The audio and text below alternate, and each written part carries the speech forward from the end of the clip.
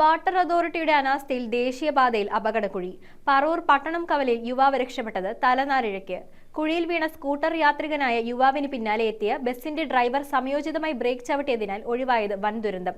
ദിനംപ്രതി ആയിരക്കണക്കിന് വാഹനങ്ങളും യാത്രക്കാരും കടന്നുപോകുന്ന തിരക്കേറിയ പാതയിലെ അപകടാവസ്ഥകൾ അടിയന്തരമായി പരിഹരിക്കണമെന്ന ആവശ്യം ശക്തമാകുന്നു. വാട്ടർ അതോറിറ്റിയുടെ പൈപ്പ് ചോർച്ചയെ തുടർന്ന് പറവൂർ കൊടുങ്ങല്ലൂർ റൂട്ടിലെ പട്ടണം കവലയിൽ ദേശീയപാതയിൽ രൂപപ്പെട്ട അപകടക്കുഴിയിൽ സ്കൂട്ടർ യാത്രികനായ യുവാവ് വീണ് പരിക്കേറ്റു. കഴിഞ്ഞ രാത്രിയുണ്ടായ അപകടത്തിൽ യുവാവിന്റെ പിന്നാലെ എത്തിയ ബസ് സമയോചിതമായി ബ്രേക്ക് ചവിട്ടിയതിനാലാണ് വൻ ദുരന്തം ഒഴിവായത്. പൈപ്പ് ലീക്ക് മൂലം റോഡിന്റെ ഭാഗം തകർന്നാണ് ദേശീയപാതയിൽ അപകടകരമായ കുഴി രൂപപ്പെട്ടത്. ദിവസേന ആയിരക്കണക്കിന് വാഹനങ്ങളും യാത്രക്കാരും കടന്നുപോകുന്ന തിരക്കേറിയ പാതയിലായിട്ടും കുഴി നികത്തുന്നതിനോ സുരക്ഷാ നടപടികൾ സ്വീകരിക്കുന്നതിനോ ബന്ധപ്പെട്ട അധികൃതർ ഇതുവരെ തയ്യാറായിട്ടില്ലെന്നാണ് നാട്ടുകാരുടെ പരാതി. ദേശീയപാതയിലെ ഇത്തരം അപകടാവസ്ഥകൾ അടിയന്തരമായി പരിഹരിക്കണമെന്നാവശ്യപ്പെട്ട് ശക്തമായ ജനകീയ പ്രതിഷേധമാണ് ഉയരുന്നത്. റോഡ് ടാർ ചെയ്ത് സഞ്ചാരയോഗ്യമാക്കണമെന്നാവശ്യപ്പെട്ട് മുഖ്യമന്ത്രി, പൊതുമരാമത്ത് മന്ത്രി, കളക്ടർ എന്നിവർക്ക് CPM പറവൂർ ഏരിയ കമ്മിറ്റി നിവേദനം നൽകിയിരുന്നു. പ്രതിഷേധം ഉയർന്നതിനെ തുടർന്ന് മെറ്റലും ടാറും കലർന്ന മിശ്രിതം ഉപയോഗിച്ച് താൽക്കാലികമായി കുഴികൾ അടക്കുന്നുണ്ടെങ്കിലും മഴ പെയ്യുന്നതിനാൽ ഇതൊന്നും ഫലപ്രദമാകുന്നില്ല. കുണ്ടിലും കുഴികളിലും വെള്ളം നിറഞ്ഞുകിടക്കുന്നതിനാൽ കുഴിയുടെ